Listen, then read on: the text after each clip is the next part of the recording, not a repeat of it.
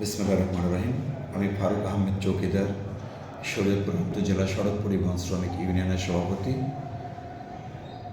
ঈদমুখী যে যাত্রীগুলি ঢাকার থেকে বা বিভিন্ন জেলা থেকে আমাদের শরীয়তপুরে আসছেন তাদের নিজ বাড়িতে ঈদ করার জন্য, এখন আবার সেই যাত্রীরা তাদের গন্তব্য স্থানে বা কর্মস্থলে ফিরে যাচ্ছেন। এটাকে নিশ্চিত করার জন্য তারা যেন সুন্দরভাবে তাদের গন্তব্যে যেতে পারেন, সেই জন্য আমরা শরীয়তপুর জেলা পরিবহনের শ্রমিক ইউনিয়ন এবং মালিক সমিতি আমরা যথাযথ নজরদারি রাখছি এবং যাত্রীদের সেবা নিশ্চিত করার জন্য ভাড়া বা অন্যান্য যে বিষয়গুলো আছে কোনোটা আমরা বাড়াই নাই।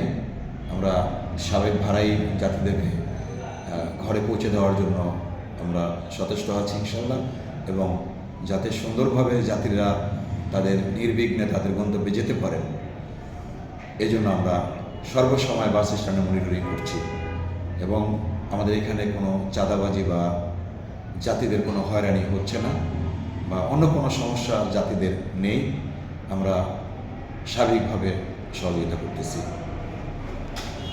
কিন্তু সুপার সার্ভিস যেভাবে আপনার এই যাত্রী সেবাটা দিতেছে, আমার মনে হয় না যে অন্য কোনো জেলায় বা এত সুন্দর সার্ভিস কিন্তু একটার পর একটা গাড়ি আমাদের আছেই, কোনো যাত্রী হয়রানি হয় না।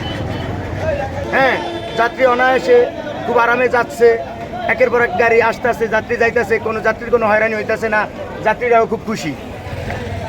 আমরা ঈদ করার জন্য নানিবাড়ি এসেছিলাম ঈদের আগে, এবার ঈদ শেষ করে ঈদের আনন্দ শেষ করে এবার আবার ঢাকা চলে যাচ্ছি। শরীয়তপুরে সুপার সার্ভিস লাইনের কোনো সমস্যা নাই, যাত্রীদের কোনো চাপ নাই, নিরাপত্তা আছে, ভালো সার্ভিস দেয় ওনারা। তো ইনশাল্লাহ হপায় আসলাম, আমরা সিট নিব, দেখি কী অবস্থা। হপায় আসলাম তো দেখি গাড়িতে উঠলে বুঝতে যাবে।